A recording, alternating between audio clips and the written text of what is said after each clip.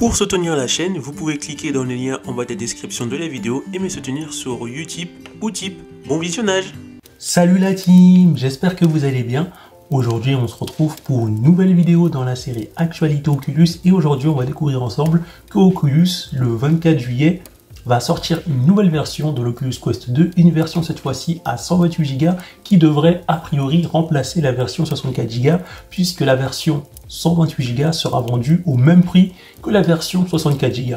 Donc je sais que là, il y a des personnes qui vont s'énerver, qui vont me dire oui, mais moi je l'ai acheté à ce prix-là, donc je me suis fait escroquer. Mais c'est la décision d'Oculus qu'ils ont décidé, je pense qu'ils vont bannir la version 64 Go pour la remplacer par la version 128 Go.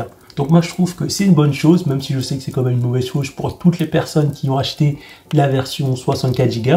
Mais ce qu'il faut dire aussi, c'est que la version 64 Go de l'Oculus Quest 2 était vraiment très limitée.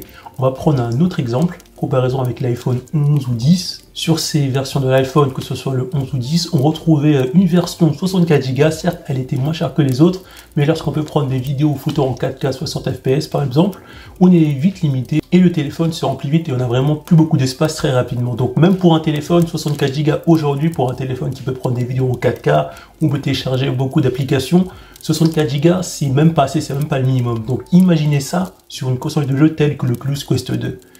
En plus, il faut prendre en compte que sur l'Oculus Quest 2, les jeux vont être mieux faits graphiquement, du coup ils vont prendre plus d'espace que si les jeux étaient sur l'Oculus Quest 1, surtout si les jeux ont été réadaptés pour les graphismes de l'Oculus Quest 2. On va prendre le cas d'un jeu comme Onward, qui certes, il pèse pas énormément lorsqu'on l'installe, mais si on veut télécharger beaucoup de maps sur Onward pour jouer avec ses amis, il y a énormément de maps disponibles sur Onward. Récemment, j'ai ouvert l'application et j'ai vu qu'il y avait encore de nouvelles maps sur Onward. Et si vous téléchargez, je pense, toutes les maps, je pense que vous en aurez pour 15 voire 20 Go d'espace juste pour Onward en téléchargeant toutes les maps. Et ils vont encore en rajouter des nouvelles. Donc c'est vrai que la version 64 Go est vraiment pas terrible. Et d'autres jeux qui font que la version 64 Go est vraiment très limitée. Alors que lorsque l'Oculus Quest 1 était sorti, c'était plutôt rare de dépasser les 4 Go. On avait des jeux comme Valheim Immortal, les 3 qui faisaient 10 Go, mais c'était plutôt rare de dépasser 3-4 Go. Alors que là maintenant, avec les jeux qui font des refontes graphiques pour le Quest 2, on a très vite beaucoup de gigas. Et surtout les jeux qui vont arriver, Resident Evil et le jeu Assassin's Creed qui va arriver, ou Splinter Cell VR, je pense qu'ils vont être au moins dans les 10 Go. La version 64 Go n'est plus adaptée pour l'Oculus Quest 2, parce qu'on va très vite les remplir. Plus les personnes qui vont vouloir installer des jeux via AppLab ou SideQuest, ça fait que cette version-là, on va dire, n'est plus en adéquation avec les jeux de l'Oculus Quest 2.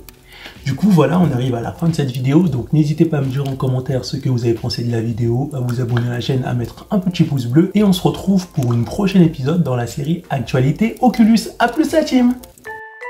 pour retrouver d'autres vidéos sur l'actualité d'Oculus Facebook, cliquez sur les parts du numérique, après vous êtes abonné bien sûr, rendez-vous dans l'onglet playlist, et là cliquez sur la playlist Actualité Oculus. Donc pour l'instant il n'y a que 9 vidéos, mais au fur et à mesure j'en rajouterai d'autres vidéos.